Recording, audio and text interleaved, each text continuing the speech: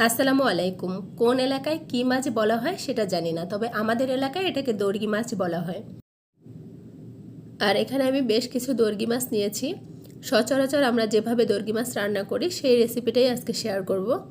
চুলায় একটা প্যান গরম করে তার মধ্যে 2 টেবিল চামচ তেল দিয়ে দিয়েছি। আর দিয়ে দিব 1/3 কাপ পরিমাণ পেঁয়াজ কুচি। আর দিব 7-8টা কাঁচামরিচ ফালি করে কাটা। এখানে ঝালের পরিমাণটা একটু বেশি দিলে খেতে ভালো লাগে মাছটা। এখন পেঁয়াজ আর কাঁচামরিচ তেলের সাথে আমি কিছুক্ষণ ভেজে নিব, তবে অতিরিক্ত ভাজা যাবে না, হালকা একটু ব্রাউন করে ভেজে নিলেই হবে। এই তো ভাজা হয়ে গেছে। এখন দিয়ে দেব 1/2 চা চামচ আদা বাটা, আর 1/2 চা চামচ রসুন বাটা, 1/2 চা চামচ জিরা বাটা, আর 1 চামচ দিয়েছি পেঁয়াজ বাটা। 2-1 মিনিট মশলাটা একটু কষিয়ে নিব যাতে কাঁচা গন্ধটা চলে যায়। এরপরে এখানে দিব স্বাদ মতো লবণ, 1/2 চা চামচ হলুদ গুঁড়া, 1/2 চা চামচ মরিচ গুঁড়া।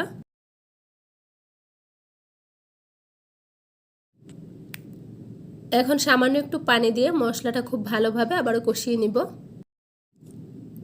মশলাটা যদি ভালোভাবে কষানো হয় মাছটা খেতে কিন্তু অনেক টেস্টি হয়। প্রায় 6 থেকে 7 মিনিট ধরে আমি মশলাটা খুব ভালোভাবে কষিয়ে নিয়েছি। এখন এর মধ্যে দিয়ে দিব কিছু আলু, আর এই মাছটা আলু দিলে কিন্তু খেতে ভালো লাগে, তবে চাইলে আলু না দিলেও হবে, আলু ছাড়াও এটা রান্না করা যাবে। এখন মশলার সাথে একটু নেড়েচেড়ে মিশিয়ে নিব, আর ঢাকনা দিয়ে এটাকে আমি 70% সিদ্ধ হওয়ার জন্য অপেক্ষা করব। এই তো এটা 70% সিদ্ধ হয়ে গেছে।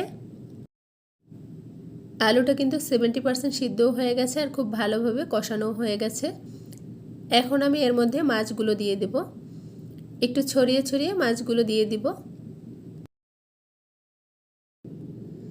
মাছগুলো সব দেওয়া হয়ে গেলে এখানে আমি কিছুটা পানি দিয়ে দিব। পানি দিয়ে আমি খুব ভালোভাবে নেড়েচেড়ে মশলার সাথে মিশিয়ে নিব। খুব ভালোভাবে যখন মশলার সাথে মেশানো হয়ে যাবে তখন ঢাকনা দিয়ে দিব, আর মিডিয়াম আঁচে ঢাকনা দিয়ে এটাকে আমি 15 মিনিট রান্না করব। ফিরে আসছি 10 মিনিট পরে, আর এটা থেকে কিন্তু যথেষ্ট পরিমাণ ঝোল বের হয়েছে। এখন আমি আবারও নেড়েচেড়ে ঢাকনা দিয়ে আরও 5 মিনিট রান্না করে নিয়েছি, আর সব কিছু কিন্তু এখন হয়ে গেছে। আর এই মাছ রান্না করতে কিন্তু অনেক বেশি সময় লাগে না, খুব সহজেই রান্না করা যায়। এখন এর মধ্যে আমি কিছু ফ্রেশ ধনিয়া পাতা কুচি দিব, আর ধনিয়া পাতা কুচি দেওয়ার পরে আমি ঢাকনা দিয়ে 2 মিনিটের জন্য রেখে দিব। এতে করে খুব ভালোভাবে মাছের গায়ে ধনিয়া পাতার ফ্লেভারটা ঢুকে যাবে, আর মাছটা খেতে কিন্তু অসম্ভব মজার হয়। যারা খান তারা অবশ্যই জানেন। আশা করি রেসিপিটা ভালো লাগছে। আল্লাহ হাফেজ।